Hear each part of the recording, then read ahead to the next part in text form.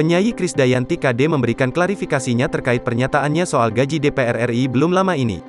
Buntut pernyataannya saat menjadi bintang tamu di kanal YouTube Akbar Faisal Uncen Soret, Krisdayanti dipanggil fraksi PDI Perjuangan, Kamis, tanggal 16 September tahun 2021.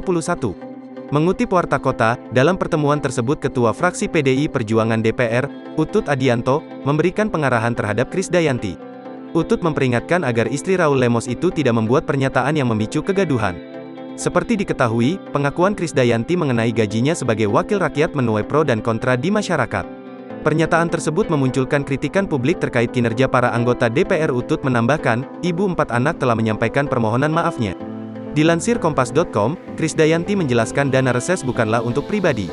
Dana tersebut digunakan untuk kegiatan reses guna menyerap aspirasi rakyat di daerah pemilihan.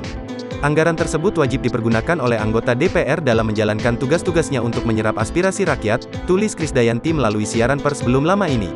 Kemudian, aspirasi ini disalurkan anggota DPR dalam bentuk kerja legislasi. Hal itu sesuai fungsi DPR yang diamanatkan oleh konstitusi.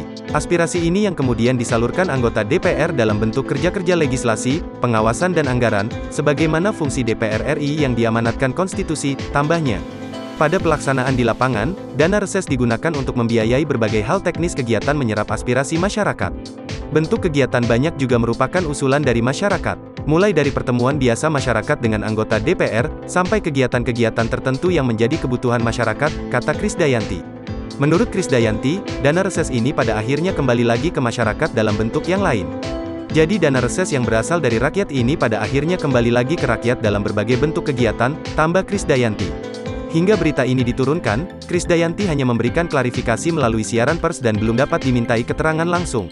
Sebagai informasi, Krisdayanti menjabat sebagai anggota Komisi 9 yang membidangi masalah kesehatan dan ketenagakerjaan untuk periode tahun 2019 sampai tahun 2024.